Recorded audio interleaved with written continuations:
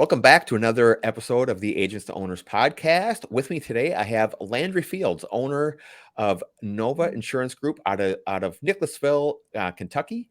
Landry founded Nova Insurance in 2019. He hosts a podcast called Keys to the Commonwealth and has been very active in growing his YouTube channel. Landry, welcome to the show. Thanks, Brad. Appreciate you having me on. Yeah, excited to chop it up with you. Enjoyed our little conversation, just kind of off air. So Yeah. sounds like you got a good thing going. So I'm eager to get into it. Like we normally do, why don't you tell us a little bit about your background and how you found the insurance space? Yeah, I think most people, insurance found me, and like a lot of people, that's the way the case it is. I think that's hopefully a trend that might change as people see that it's such a viable industry to get into, especially when you're younger. And can make a really good career. So I hope that kind of changes a little bit. But yes, from Lexington, Kentucky, pretty much born and raised for the most part. So bluegrass, I always say, our claims of fame are obviously most of the distilleries are right around the corner from me that people would be familiar with from the bourbon side of things, as well as the horse racing and horse farms. So it's a beautiful area of the country, very green and luscious. And I think the more I've traveled outside of Kentucky, the more and more I've appreciated what I've had all along, type of thing. So, but yeah, I spend most of my time after college with a company, kind of project managing, sales quotes, design, and commercial contracting side of things, and so forth. And then really just I've always had a kind of an entrepreneurial mindset and aspirations and so forth that kind of eventually led me to kind of touching base with some family that I had in a different part of Kentucky that were in independent insurance. My father-in-law, to be specific, and he kind of showed me some doors to knock on. I think he probably didn't think that those doors would open. But I'm was kind of the brash mindset that if I'm going to go into insurance, I want to do it on my own rather than having to necessarily work and try to buy out my book type of scenario. Yeah. And I feel like, sometimes you can get complacent maybe, and that fear sets in of like having to restart all over again. Obviously, that's a big jump if you're already in insurance to begin with and then have to go and switch to opening your own. But I get that. And that's usually going to be the typical path, obviously, into independent insurance agency ownership. But found some doors to knock on, specifically with a major carrier that has more of a startup program. And so I was able to kind of become one of two agents in the state that have ever been awarded a direct contract with them. And they really helped with the training, which was great. And having family on the other side was really great too, to kind of help me get off the ground from the insurance perspective. I knew running business to an extent, you're never really truly prepared to like just be a manager and run a business, but as much as I could be prepared for, I think I was in many ways, but was awarded one of those contract with a major carrier, and then picked up a bunch of other direct contracts after that. And we are now on our year number 5 of my independent insurance agency ownership. So Wow, congrats. Yeah, whirlwind for sure. So you mentioned that you connect with Erie. Yeah, and that was the carrier. So you were able to convince them that you were right. I mean, right. I'm sure they don't just accept anybody that walks in Right. the door and gives them one of their contract with absolutely. And knowing what I knew, how valuable, I think a lot of people who have that contract in states where they write, obviously they only write in about 12 states plus the District of Columbia. So their footprint is not very large, even though they're a top 15 largest home and auto carrier in the country, which I think speaks some volumes there. So I knew the value of that. And I knew that in other states, I mean, people a lot of times that they've had a footprint and been in that state for a long time, they would have to typically buy out an agency to get that contract side of things. They were newer in the state of Kentucky at that point. And so I knew that window was probably real short as far as here's a golden ticket opportunity. I've got to at least take a swing at this and swing for the fences, so to speak. And basically paid and licensed myself, paid my own way to license myself in insurance for about 3 months, on nights and weekends kind of scenario, just to even apply. So that was not even a guarantee of any kind of contract. That was just to be able to apply. And then with my, I guess, background and experience and hopefully outgoing personality, I guess maybe they ended up giving me that contract, which helped all the training, because typically that would be a lot, not having insurance experience specifically before, I didn't have that training in general, but they were very helpful with that. Like I said, along with my family that was in the industry. And so putting those two together was really a huge help. But yeah, yeah. I still I'm question why they gave it to me every, yeah. if no, Well, and no, it's been good though. I'm curious what that vetting process looked like for them, because they wouldn't just give that to just anybody, and they didn't just give it to you after a 20-minute interview. Yeah. Um, I mean, how hard did they look at you? I mean, and how Yeah. I long a mean, process was that? yeah, I mean, the process more or less was, and then again, I think of specific more to Kentucky because were still giving out contracts to an extent at that point. But there was a huge vetting process in the sense that you had to come up with a 5-year and 10-year business plan, Yeah, really kind of break it down. And that was one of the things I never even done before. So now I'm learning, like, okay, how do I put a business plan yeah, together type of thing, which was fine. It was good to learn that, as well as, going into, you do have to have certain accreditations and within obviously being licensed in insurance, some, having a degree of some sort in college. And there's a couple of different factors, obviously. And then, of course, my experience in managing and sales already to begin yeah, with, as well as kind of like looking at my personality and my goals with everything, and finally kind of giving me the all clear in some yeah. respects. So you open your doors, you get your contract. Hmm. Now what? Now how do I grow? They're not just going to walk in the front door, right? I mean, Right. you pick up the there's no yellow pages anymore. Yeah. You pick up the phone book and call. What do you do? How are you going to grow from there? Yeah, I mean, so it, you start piecing things together. So I mean, I kind of, they kind of in that specific contract, you kind of choose a designated area. So you kind of get direct leads in your specific county, if that's you're in that county kind of scenario. So that's kind of built in a little bit. But then obviously you start with the family, friends, and so forth. But one of the reasons I got into it was that I knew I wanted to do something and be on as far as owning a business or doing something. But I was like, I looked at realty for like Mhm. maybe a hot minute, and that was it, because I knew a ton of realtors, obviously. But then when we really started thinking about it, and with the insurance side, I was like, I really didn't know anybody in that space with law, and being from here, growing up here, I had a lot of immediate circles of just, from college, from, church, or from school, and going to the University of Kentucky, and everything like that. So I had a lot of untapped circles I could kind of really kind of dive into right away. And then just really started, I remember, I was like, it behooves me not to be sitting behind a desk, right? And because Yeah, no one's just walking in the front door yeah, of an agency anymore. And I purposely didn't want to put my name on the front of the agency, last name insurance. And no, yeah. no offense if that is someone's. I get it. Right. There's a lot of legacy agencies out there, but I purposely wanted it to be where Mhm. set up for the future purpose, that if I had some agents, which I have 3 agents now, some staff and so forth, that I wanted them to not be thinking that they're just working for the name on the building, but that they're part of something bigger, as a collective family, so to speak. And so that's why I named my insurance agency Nova. That I wanted something very short and memorable, and definitely kind of that would stick out a little bit. Side note, my prior career, I thought I was going to make it in music and move to Nashville, and it almost did. But I'm very Mhm. grateful that did not happen, because life on the road would suck. And now that I have a family and so forth, but Yeah. that was a kind of original part of the music group name. So I kind of married those two together, Okay. and kind of just hit the ground running, really kind of focusing on the culture, what I wanted to do. Kind of coming in when I did, I didn't have a lot of old traditional habits maybe to break or try to change from a legacy kind of independent agency. In some respects, I wanted to be very forward thinking as far as utilizing technology as an employee, type of mindset, in a way that doesn't necessarily replace us at all.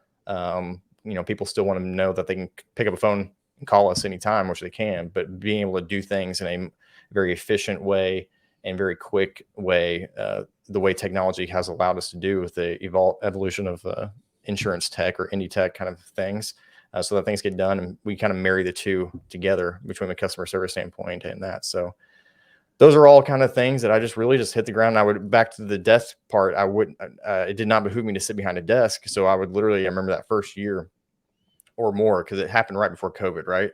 Mhm. Which was a great time to start a business in some respects. But I spent probably the first year and a half, many of those hours spending sitting at Panera Bread, because I knew in my town I would not be able to not go to Panera and not run into somebody, right? And Yeah. so that was a big part of it.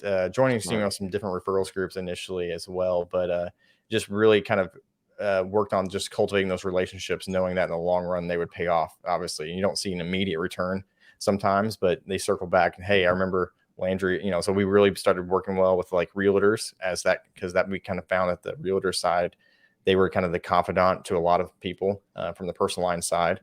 So that really became, and then the mortgage guys and girls out there, I mean, they do a great job. But a lot of times they're so swamped and busy that they just wouldn't take the time to kind of shop the insurance out. Right. And so part of that was my specific goal in everything was that I purposely started the first couple of years, again, from my playbook, more or less putting kind of a foundation on the personal lines side of things, learning more of that personal lines. I always kind of compare personal lines as more of like that, 24-piece puzzle. You get to commercial, it's more of like 100-piece puzzle. Then you go to E&S, and I say that's pretty much 1,000-piece puzzle Yeah. in some respects there.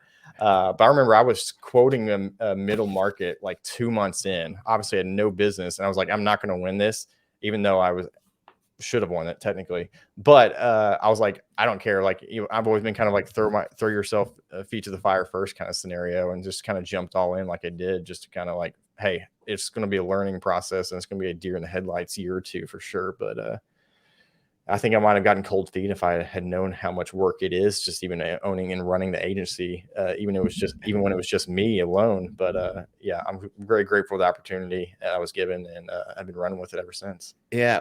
When did you start adding on other direct appointments? Pretty quickly. There's some scenarios where you kind of get some. I'm not going to speak to the specifics of it, but you kind of are a little bit more captive that first 2 or 3 years, depending on how you want it, for some extra compensation scenarios. But then I kind of switched that off halfway through more quickly than the other. So I could kind of add a few other carriers in that sense, but I had a few others right off the bat, the progressives and so forth. And now we built that out a little bit more. But I don't need, 20, 25 different personal lines carriers type of thing, because I mean, then you're just trying to feed No. everybody, it seems like. And in this case, knowing the value that they win 90% of our business straight up. I'm not trying to force feed it to them type of a scenario. That's just the nature of it. Yeah. So that's kind of what it was. When did you start to, you said you had 3 producers now? Yeah, 3 producers, had a full-time CSR, and then we've kind of switched. They left and we switched over to a virtual employee now that started recently to kind of help with quoting and everything as well. When did you add your first producer?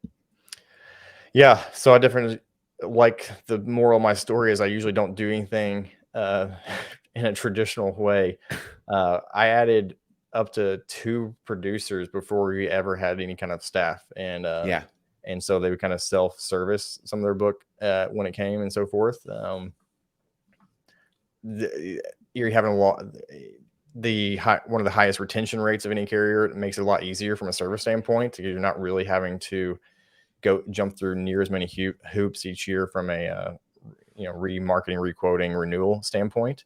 So that makes it a lot easier, kind of being able to kind of grow quicker before you really see that kind of like resistance, from a workload perspective. But yeah, I hired a producer, I think within like less than 18 months, and then another Wow. producer within, I think it was kind of at least about 24 months in type of scenario or more. So within first 2.5 years, I had kind of 2 producers, and one kind of since left and added another one. And then recently, like I said, getting ready to get the paperwork for a new one here today, actually. So I went untraditional in that sense. And I was like, I'm going to concentrate on getting, people that know the potential, that there's no real glass ceiling with insurance as far as, right, in producing an income and so forth. And was like, let's get as many people kind of producing as we can here to kind of that way that can help pay for, obviously the back end Yeah. work with virtual employees or CSRs or whatnot. Yeah. And I don't know about you, for myself, and what we talk about a lot on this podcast is, our processes and how we're going to do this, how we're going to do that. It sounds like you were more, let's put the pedal to the metal and we'll figure it out later. And you don't, you don't realize all the questions that you might get. Like, well, how do we do this? Well, how do we do this? And Yeah. you can tell them because it's in your brain and how you want to do it, but it's not necessarily on paper. Yeah. I figured it out later, literally like 5 years later. I'm like, okay, I need to establish a universal way of Of how doing, we're yeah. going to do this. Yeah. What has that kind of been like for you of working with this programs? And you learn now that you're Yeah. on your third producer and in hiring a virtual professional that you need to provide, this is how we do it. Yeah. What did that look like for you? I think definitely with the way I'm wired, insurance was way behind on the tech side from On where Yeah, I still is, I it's no remember. secret. Yeah. So I'm a Mac guy, right? Yeah, and so I remember I've got my first day, I've got my Mac, I'm ready to go, and all of a sudden I get this this email or phone conversation. Well, there's this thing called downloads. And I'm like, I don't know what downloads are even at this point yet, right? Like I'm pretty naive, I'll be honest. And I'm Yeah, I'm not recommending you people don't take know. the path that I did, obviously. But I wanted to bet on myself. I mean, again, that's what back to the beginning. That's where it really got me into this. I wanted to bet on myself as far as that goes. But they're like, oh yeah, you got to have a PC with like I forget it was like it wasn't quite as bad as Windows XP, but it was something maybe like the next generation above beyond it, just for like it wasn't even Ivan's downloads. It was like, you had a certain IP address. It was an Really? ancient type of thing for some downloads purposes. And I was like, well, great. Now I got to go get this and stuff like that. So to that point, as far as, the tech side, it's caught up, I think, real quickly in the last 4 years. I would say there's definitely Proving. you can see a huge change on the tech side as far as the tools, and you can get shiny object syndrome for sure. Yeah. For kind of figuring out and knowing. I've always had kind of a playbook of like, all right, I know that's going to be something I want, but it's not the right timing yet, whether it's budget or whether it's really kind of in our best interest to add it at that point. While at the same time, it's like, okay, you get your processes. I'm juggling 4 balls as far as how we're doing things, but I really want to get up to like 8 balls as far as like the different things that we can utilize and make the process even more. So then you're kind of having to reinvent it a little bit every time, probably in a faster way, just being in such an early agency, newer agency than somebody that might have more of a legacy processes in place that they can kind of change one thing. A lot of times it feels like I'm changing 3 things at the same time, sometimes. So that has been part of that whole back and forth struggle for sure, growing that out. And I'm still going through it today, implementing some new things now with the virtual employee side of things. So there's some things I wanted to turn on from stuff like that, and you kind of have to recreate new processes. So definitely been a bit of a juggling act, for sure. But I love that from an artistic standpoint, I'm very artistic, playing music my whole life and so forth, and sports and so forth, that I love that aspect of it, honestly, Yeah. kind of creating something from scratch. I played music like literally my whole life, taught piano, I played in a band. And I remember when I started the business, I've pretty much packed up my recording studio.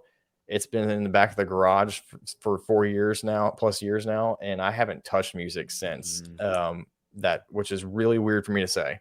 Hmm.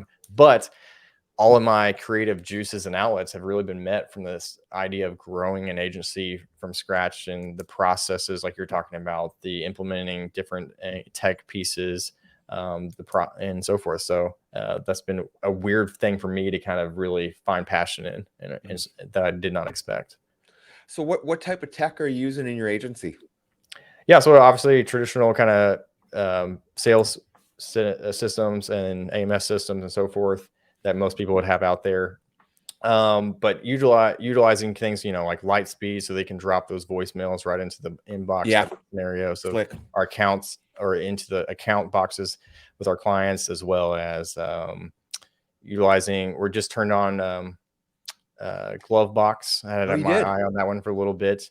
And, Okay. that one for me is more or less making it harder for people wanting to leave me. Right.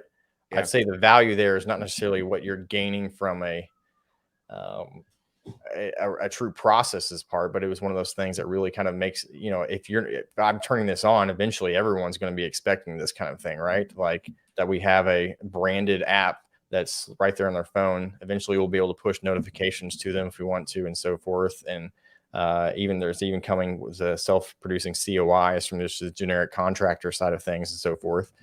So that's one reason when we turned on. But then even using things like, the Canopy Connects out there, where you can kind of get those personal lines documents, or even the commercial, and they just added that too, Yeah, they where that just can be synced to you. So we make it very simple from that standpoint, telling the client, hey, here's what you're going to expect from us. We've got you on the phone. You're interested now.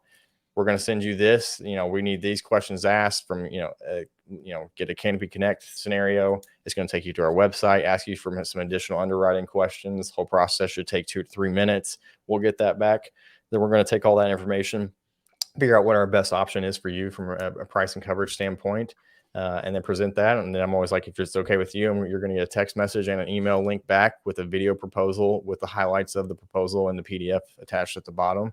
And then from there, let us know if you have any questions. I think the video proposal is another thing that's been huge from a time standpoint, of taking that extra 2 minutes to do the video proposal saves me probably 10 to 20 minutes, it seems like, answering emails or having another phone conversation with them asking questions, when they can go back and I'll see that they've watched it multiple times and answering their own questions most of the time. Agree 100%. I've been doing a little more producing myself, Yeah. and been utilizing the video proposals. It's so impactful. Mhm. Everybody says that pretty much, that uses it, but it really is. Almost every time that I send one out, I get a response, Oh yeah. back that, hey, that was so helpful. And it creates a connection Yeah. that your email and your PDF just don't. Yeah.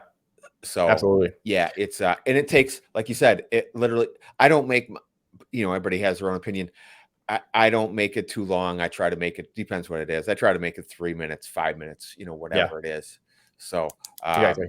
Hit the so important. highlights, what they need to know. Yeah. I'm curious, how are you utilizing Glovebox? That's something I've looked at for a long time, Mhm. and I held off, not because I wasn't interested, but just because I I've learned from the shiny object syndrome. I won't add something unless I have a process for it and say, this is Sure. how we're going to use it. Sure. So how are you utilizing it? It's not going to be something the way it's designed right now. I Sometimes I'll turn on stuff knowing where it's headed, type of thing. So there's sometimes with like a message or something like that where I went and took more of a step back from where it could be with another option, knowing that where they were headed was probably potentially further, and I could help be a part of that type of thing, right? So with Glovebox, that's one of those things that where they're headed is going to be incredible as far as the different things like push notifications directly to a person's phone. I mean, imagine that it's actually from the app, right? Or Yeah. different commercial aspects with dropping COIs, or if it's just a simple certificate kind of scenario, you're not needing additional insured, where they can kind of self-generate those right there, type of thing. So different things like that. So as far as a process at this point, I don't think there's really a way I've been able to kind of fully envision how that works yet, not because it's not been fully built out. Yeah. But new from a strategy side of things, of like just having an ease of knowing that they could pull that up and kind of always have that on their phone. Like if they're always seeing that app is on their phone as well, that's just another scenario. They can refer us clients right there from it. And then they've really done a great job of implementing a lot of direct access to carriers out there in there. So you basically log into a carrier once and then it starts syncing it from there on out, type of thing. And then, like ID Mm. cards, deck pages, everything scenario. So no real difference between an individual carrier, this app, versus, our now Nova Insurance app, type of thing. So we're getting ready to start launching the campaign to kind of let our clients know about that at this point. So that's still very, very early in its infancy. So as far as the process is, it kind of remains to be seen, but just from Yeah. getting people on the platform, again, making it harder for them to leave us, because we try to make doing business with us so simple and easy. Yeah. That's part of the factor of why we went ahead Yeah. and jumped on that when we did now. Yeah. I know I have to put a process in place because, I mean, I have, very little customer contact now, or Yeah. very little. So I have to be able to say, this is how we're going to use this, draw it out. Otherwise, otherwise it won't be used, Yeah. and with your staff, or with, generally with my staff, it's something where it has to be repeated, reinforced. And here's our written process of how we're going to use this. Otherwise, the adoption rate will be poor, and and I probably won't get my investment out of it. So Right. No, I that's totally agree. yeah. Um, you mentioned that you just hired a virtual assistant. What was the kind of deciding factor that you decided to go that route, and how do you intend to utilize your Yeah. virtual assistant? Virtual assistant. Um, in one sense, it was the fact that um, I appreciated the employee I did have, obviously, and we kind of were, they had to be kind of like a guinea pig in some respects, obviously, because I had to figure out what those processes looked like, switching it from everybody take care of their own things to now we have a person that's team, and there's going to be segmented portions of people's responsibilities.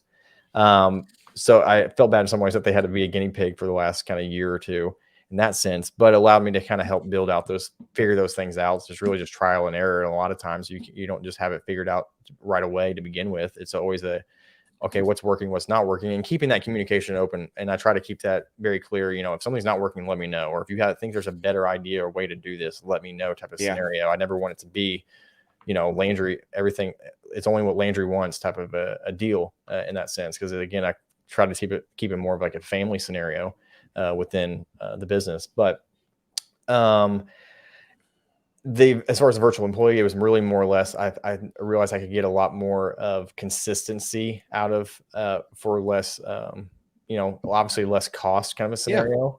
And I think there was a lot of responsibilities our employee had that we are able to kind of now start passing around and sharing a little bit from a phone perspective or something like that. While taking off, side of the quoting side of things, at least on the personal lines, and then eventual some of the commercial stuff, so we can start really getting a lot of our time back from that point. We don't have a traditional rater at this point, Oh. like most, but that's more or less because again, when you have one of the contracts I do, and 90% of the Yeah. business, and they'll never be on a rater, kind of. Oh, they won't. I Oh didn't know that. no, never. They'll never be on a rater kind of scenario. So you kind of know that going into it, that there's a little bit of a difference in some Yeah. of the ways that things are handled. But knowing again that am going to be crazy competitive, we've got the assured partners and things like that here, and our those big behemoth of these independent agencies, and they know that they will never be able to get an Erie contract, that we're a David and they're a Goliath, but we can still walk into any room with 100% confidence, knowing that if it's something in the appetite of, say Erie or something like that, that's going to be that one thing that makes us stand out more, and that we're going to be just as competitive. I would argue more competitive a lot of times in those classes of business on the commercial side, if they really want to ride it type of scenario. So, but back to the virtual employee, but yeah, helping take a lot of our time, the time suck of just data entry with and we'll probably add a rater at some point as we build out more and more of the smaller commercial stuff. Commercial radar just was looking at SimC or some of these others ones the last couple of weeks or so, as well as some more personal lines. So that's something that will be coming type of thing. But for right now, until we make that next step of having enough carriers to where it makes sense, getting her in here to kind of help with quoting, helping more of the back end stuff, and then we'll kind of handle some of the front office phone stuff. Was really for a cost perspective as well, analysis. It was really why we kind of chose that. Well, if it's quoting, if they're doing, if half their job is quoting, that's massive. Yes. That's massive. To be able, Yeah. especially as they go and get trained in and develop an understanding of it, and if they can give back to you and you can have confidence to say, XYZ company is the best. They hand that back to you. Yeah. You just saved whatever it is, 20 Yeah. minutes, 30 minutes. And then I'm going to have them build out a lot of our video stuff too, honestly. So that way, once we kind of now come back to our hands and we as agents decide, hey, this is the route we're going to go, we send it back. They build out the proposals side of things. And then all we have to do is jump in, hit record on the video, start running through it and send it off type of thing as well. And then we're going to have part of the thing is ours was life. And so we do have to try, some of these carriers want you to sell certain amounts of life type of thing. But we're just going to implement, it's just another time suck to have to try to put a life quote together, right? Just to even have there. That'll be one of the other things we have them do too, is just kind of put together some kind of life proposal so that at least it's there, and that conversation's easier to have, and they might bring it up later on the road that they want to have that conversation, maybe down the line or whatnot. Yeah, and you develop a system. Yeah. I mean, that's something I pretty much almost every day I'm trying to work on. Yeah. Is tweaking that system along the Correct. line for efficiency and speed and um I'm getting That's the getting goal. there just little by little it gets Yeah. there. Yeah. And again, I think back to the tech side, it's making some of those efficiencies and processes much more applicable and efficient, and where things don't get missed or and so forth. So, as well as a virtual employee, being able to kind of have more people dedicated to certain tasks that might be mundane to certain people, maybe here in the U.S. Or that people just don't want to do in certain respects if you're an agent or something like that. So, the tools at hand to make that happen are much more vast. And so that's part of, like you said, yeah, every day I feel like I'm tweaking it or working on it or figuring it out every day. And excited to see where things are here years down the road. And I'm sure I'll still be doing the same thing I'm doing and that you're doing now, I'm sure. But hopefully I think I have a good idea. And I always told people building that independent insurance agency, it feels like you're trying to get up to like 70 miles an hour on the interstate while putting the car together at the same time without having the luxury of pulling over to add some parts or fix something kind of scenario. Great analogy. Great analogy. Yeah. It's exactly it. I've also heard And the boat version where you're trying not to put it together while not letting it sink, but either way. um and you oftentimes have to figure out what parts you need, Yeah. right? I mean, Yeah. so which is, to be honest, which is why um I've mentioned before, I was just I was just a worker, and I just worked my tail off at it and just kind of kept my head down. And until I actually started connecting with other agents and learning from other agents, I mean, it just Yeah. opened up all these other possibilities for me. So now I'm so much more intentional about it. And I mean, I learn just from the network of our Yeah. vast agent. It's That was huge. huge for me early on. I meant to say that was just being able to get connected to some of these Facebook groups are out there from because you're kind of on an island, obviously Yeah. being a business owner in general. So finding an island where I could kind of ask questions and not feel and get the answers I needed to was huge early on. Absolutely huge. And I've had some other scratch agency people that have contacted me or I know, and I'm like always like, hey, jump into this group or this group on Facebook, and those relationships, and you get to know them at some of the conferences, maybe or something like that, are just invaluable. Yeah. Absolutely invaluable. And then you also you develop a real quick camaraderie because it's just the same. And you look at some of these groups Yeah. and you see that the contractors in Kentucky have the same excuses as the contractors in Wisconsin, in That's why I try not California. to write contractors, Brad. we, Not picking on we contractors, focus on habitational a but lot it's the here, same, man. but no, yeah. It's incredible. So yeah, and with that, I'll transition just over. And I did, so it looks like you did develop a real estate investment market niche. Yeah.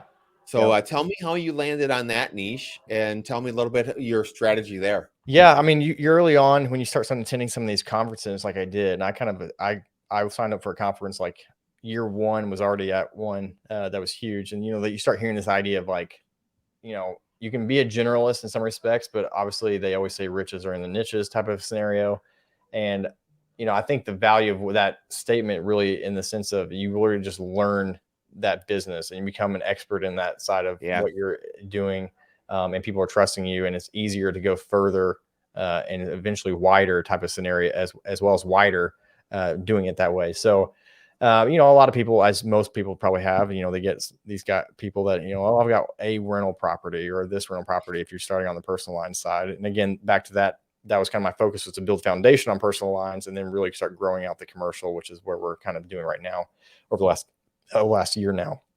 But it was, I was like, man, all these people have got, a rental property or two, or sometimes more. I was like, I really started seeing the value of just having it. And so I was like, I want to get rental property myself. So that's really what started the whole side of that thought process. And so I was like, I don't know anything about real estate. Like I know nothing. I mean, I bought a house and that was terrifying enough originally, and getting ready to move again actually. But I was like, I don't know anything. So I was like, well, I know audio from my years of doing, music recording, pro audio sales and everything like that. I was like, So I was like, I got to start a podcast. I want to start a podcast, Mhm. and I'm just gonna start interviewing the people in, kind of Kentucky specific. There's a big national podcast called Bigger Pockets out there that's probably a lot of people are familiar with, that focuses more or less on real estate investing. And I was like, I'm just going to recreate that here and from more of a local niche kind of a idea. Smart. And so I had that my on, like, so that way I could learn learn real estate to begin with by kind of interviewing all the cogs of that wheel, that as far as what happens in a transactional aspect of real estate and investing and so forth. But also then I could obviously hopefully insure more and more of these people as well from the commercial side of things. So I remember I don't like to half-ass anything. And Yeah. so I remember I bought because I new audio, I bought, a real nice Rhodes, the Rodecaster Pro out there, just so I could have it sitting in the corner of my office here, and I would have to look at it knowing I've already invested into it. I've got to start the podcast, right? And so it sat there for like 6 months, and I was kind of working, planning, but eventually finally pulled that trigger, and it's been crazy. I mean, I think everybody should have a local podcast in some respects. I mean, in the sense that I still don't think they're over inundated yet. Um, Mhm. because what I've found the value to be is not only was I able to learn from these experts that I would have on from different aspects or hear their stories, I was able to pick up a lot of commercial business from that standpoint. Nice. But I also learned myself. But the other part is just the notoriety it gives you. And I don't want to be all about notoriety or Yeah. really care about that. But it's weird that I'll walk into some of these different associations, et cetera. And this year on season 2, we've gone to video. That was a whole learning curve for me because I'd never really done video, but I knew I got to just turn the camera on, right? Because I'm already doing it. Yeah. Um, but I will just, people already know.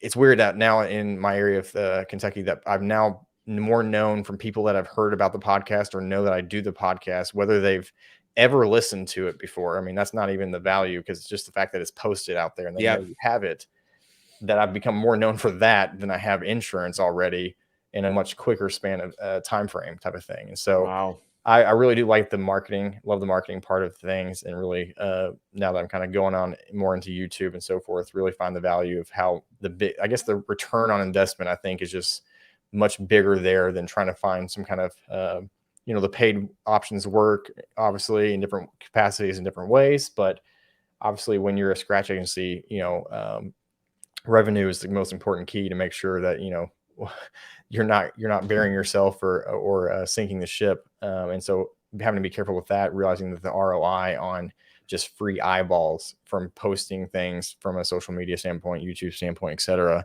was huge. I mean, huge, huge, huge. And so all in on the YouTube side of things now, and really hope to grow that as far as also on a Nova insurance agency side, and really post a lot of videos there, hopefully over the next 12 months from an insurance perspective, because I mean, it also just lives in perpetuity as well Yeah. when you have something like that at the same time. So kind of diving into that world, but that's why I started the podcast, and it's been a huge success. And I have always tell my agents, I'm like, hey, you want to start a podcast? Like, I've got the equipment. Like, I'm all in for this, because it's such an easy way for an icebreaker of like meeting somebody, for them to honestly come and like talk about themselves, right? Versus like, hey, can we go to coffee? Well, they know what you're up to at that point, and some will still say yes, it's fine. But when I just, hey, come on and tell your story and kind of educate us and provide value, and now I'm promoting you in a public way with Yeah. audio podcasts or video clips and so forth. Like, it goes so much more further, and I forget the exact psychological term, but there's that idea where they now kind of probably subconsciously feel like they owe me something or owe you something, kind of a scenario, because I've now done something for them by promoting them and their business or their story, or in that way. So from that sense, it's been an amazing aspect as well, just from a deeper relationships with the guests themselves, and then referring. So biggest part of it, I would say, more so than just the business I've gotten off of guests, is also just the fact that the referral kind of network I built off of that that's happened from people being on it and being, hey, you need to call Nova, or you need to call Landry, kind of a scenario. So I think it's so brilliant, the combination with both of those. The podcast, I know you have your podcast on your YouTube channel as well. Mhm. Again, the name of the podcast is Keys to Commonwealth Podcast. And the YouTube channel it's just Landry Fields, right? With Yeah, a I realized I need to start just branding on from myself, and that's a whole, I think, psychological thing. We can go into it, but it's more yeah, or less what I started realizing I never really wanted to be the brand, but realizing on a social media standpoint that how the value of branding you and yourself kind of a scenario. And so I kind of this season started switching at least the video side of everything published more to just Landry in that sense. And if I do a Nova one, that'll be more branded to Nova for sure, yeah. that type of thing. But yeah, that's kind of why. But I think those two together in terms of is only going to improve your authority Yeah. in that um in that arena. I think it's only going to grow, and Mhm. I think what you see is almost exponential growth. And I know the YouTube is somewhat, you just kind of really, started jumping into there, and that just takes time. Yeah. You Oh, yeah. know, but I think that's going to be massive. And if I could speak to that, I mean, you got the Gary V's and other people out here, and I've been honored to have a few people nationally on the show that had no business coming on my show, and that's a whole nother story of how I was able to get them. Uh, but kind of wave one of just the internet was obviously the web one, having a website and so forth, and people who really did that well really profited off that and were very successful. Web 2 came along, and the people with apps or social media side of things, from a business standpoint, were really able to leverage that. And really, the Web 3 and what they talk about is the future really is going to be the influencer side of things. And my intention is not to Mm. sit here and become an influencer, but for just from, again, the ROI on eyeballs and free attention in the ways that you can't get anywhere else. That's going to be extremely powerful going forward if you're kind of setting yourself up as an expert. And I was getting questions as if I was an expert, and in these groups from a real estate perspective, I'm like, y'all, I just got a podcast and I've only been doing this for 3 months. And by the way, now I have 7 rentals. Yeah, I know a little bit now what I'm doing, but I was getting questions as if I was somehow an expert just because I had a podcast. But that's Yeah. the idea, right? Like, you are now some kind of putting yourself up there, and people start thinking of you as in a different light, or a more respected light, or in a way that it's much easier to attain via that route than just from a traditional route prior type of thing. So I think I'm all in on just the social media side of things and marketing, because I think the ROI on that for the next 10 years of what that would look like is going to be light years beyond any other route, as far as the way where you can go and take that from a marketing perspective, leveraging yourself perspective kind of thing. You mentioned a little bit when we were talking before we got on about just starting on the YouTube, and that you just got to get on camera and do it. Was there some reluctance to jumping into that, or Yeah, a little bit. Because again, if you back to our earlier conversation, like, again, I didn't want to brand my agency as Mm. Landry Fields or Fields Insurance or something like that. I didn't want the podcast to be really about that. So I did have some reluctancy, in the sense that, knowing that from a video perspective, you really were kind of now pushing yourself. Um, but I've got a great wife that helps make sure I'm not getting too big of a head, and I'm doing things for the right reason, which I appreciate that from her, for sure. And realizing I'm not doing this for myself, really. At the same time, a lot of it's just the fact that it really does help Nova. It really does help just business in general, the relationships in general, as from a networking standpoint, and how it's kind of changed. So that's why.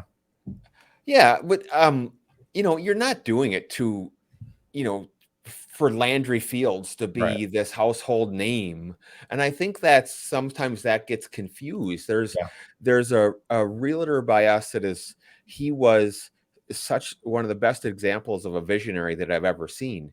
He was a school teacher. He got involved in the real estate market, and he just had a vision, and Yeah. he invested in it. He invested in marketing. And he Yeah. was even though maybe he didn't go to school for it, but he was a marketer, and he marketed the hell out of it. Right. And before you know it, I mean, he had a billboard about, it seemed like, about every 200 yards, but you know what, you knew his name, and he grew like crazy. Yeah. He worked for one of the outfits, and then he eventually made his own brokerage, all in marketing his own name. Yeah. And And a lot of people dislike him because all they see is his name, but really it's just a business play. Yeah, I've talked 100%. to him a number of times and all, and I like him every time that I meet him. He's down to earth. He's just a regular guy. He's just passionate about his business. It's the same. It's the same thing. Well, and to that exact point, it's people will do business with someone usually two ways. One, they know the person, or have some kind of direct connection, like they were directly referred.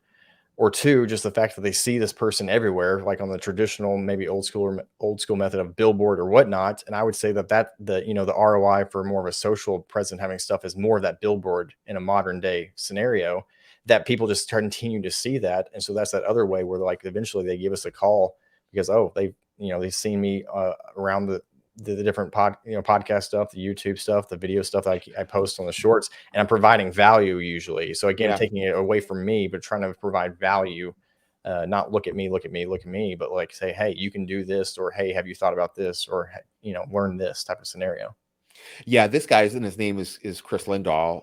Anybody in around the state of Minnesota will know his name. He made himself a household name, and it wasn't just billboards. He did become the billboard guy, but it was social media. Yeah, He was video after video on every platform, and his motto was, "I want you to see or hear me every day," yeah. and he did, And if and became. yeah, I agree. And because if there's a thing about posting every day, so like I'm actually, I don't think a lot of people have told a lot of this, but I'm having some meetings right now to try to start a whole nother YouTube channel that'll be just YouTube specific. And saw this on Ryan Pineda. He's a guy out of um, Las Vegas. Had him on my show, big presence on YouTube and social media and so forth like that. But he had somebody who was talking about there about take the idea of the local podcast thing, like we just talked about, but transition to more of like a local YouTube scenario, right? And how I think the value and of where that's going to grow in the next 10 years will be huge. If the local podcast was a big thing and has become a big thing, the local YouTube will become a big thing in the sense that I'm hoping to really start a channel with a local realtor where we just kind of do focused stuff on like, moving to the bluegrass, like, and they would do stuff like, here's our top 10, coffee shops of, Lexington or whatnot. Here's this neighborhood and spotlight neighborhoods. And so they start not only growing a presence just from locally, from people seeing that we're posting this too, but people now moving to this side of the state or something, this side of the country or whatnot, or moving to it, because we do still see a huge growth in our state. So I think the opportunity is there. So yeah, my goal is to kind of start a local YouTube kind of scenario channel in the next kind of 6 months as well. On top of that, Yeah, well, I'm all in on it too, and I again, we're our own worst critics, right? I don't think I'm good at it, and it's something I want to continue to probably invest a little more in terms of camera and all that sort of sure, thing. I just been doing shorts for a while, yeah, and one, I love it because it's just off the top of my head. They're a minute long, yeah, and it's simple. yeah. But I'm seeing the response grow and grow and grow, and it's pretty freaking cool. If I could put that in perspective, that's what blew my mind. So we have now, so I'm on season 2 of the podcast. We're a month in on season 2 because of the hiatus, trying to learn the video. I'd get per episode. Again, I really didn't care who was listening, right? Because it was just about me networking with the person as far as the guest, as well as just the fact that things were being posted. And I didn't really care how many people were listening, but it wasn't crazy, right? It had 100, 150 listens per episode, which was respectable, This is whatever. great. Yeah. But that, so put that over a course of a month and, we might be at 500 listens a month or something like that for, 4 episodes, right? Month 1, social media. Again, month 1, all these platforms usually kind of from scratch with the, I even do LinkedIn. I even do Google Plus. I even do Pinterest. That's an option now too, kind of thing. I just blasted at all of them. Yeah. Month 1, the impressions was over 27,000. Wow. And you start thinking like, oh, wait a minute. And so again, the idea of free eyeballs and attention is really from your ROI of how much time it took me. And I kind of have some people pay to kind of like put some stuff together, and then I can run the main thing, the main episode through a thing that with AI breaks it up into different reels and shorts, and then just post it from there. But I mean, that was mind blowing to me. I thought it was going to be much bigger, obviously, but I had no idea. And honestly, Facebook's where the biggest free attention is right now, and I had Yeah. no idea about that either. That was kind of back to number one on that easiest way for kind of impressions. So We're getting short on time here. I'm going to ask you one last question. okay. Now that you're 4 years in, and been through some of the challenges, went over through some of the speed bumps. Any advice you'd have for somebody that's early on into their agency and just getting started? Definitely just treating people. I know it sounds cliche, but with respect and fairness, especially from both our agents and people who have been in my, I've had 2 or 3 people throughout in the business now have left, as well as just clients. Like I don't make it hard. I make it easy for people to do business with us. I'm also going to make it easy for an employee or a client to leave me because I don't want to burn some kind of bridge in the process. And knowing that I've had plenty of clients come back and that maybe a client, it was just, if I can help better a person as far as an employee goes or something like that, why wouldn't I? I mean, that's Yeah, what we're about, type of thing. It's not, again, about now, not about me in that sense, and seeing the value as an agency owner of how you can impact people around you in your daily life and kind of build them up to what they can be in their best potential. I mean, why wouldn't I? That should only return yeah, immense value to me over the long run. Treating people like that and not getting my feelings hurt because somebody decided to leave and take their policies elsewhere, or an employee type of scenario. But and I think that's what's really made my agency so attractive, from just the value and our motto. I overthought it for so long and finally settled on just loving people through insurance, whether mm, that's the people that were as far as clients, as well as the people that are working here. I think that's really what's made the growth just in 4 years from just me to now 5 or 6 of us, kind of a scenario. I think that's the biggest testament to why we've had so much success in that.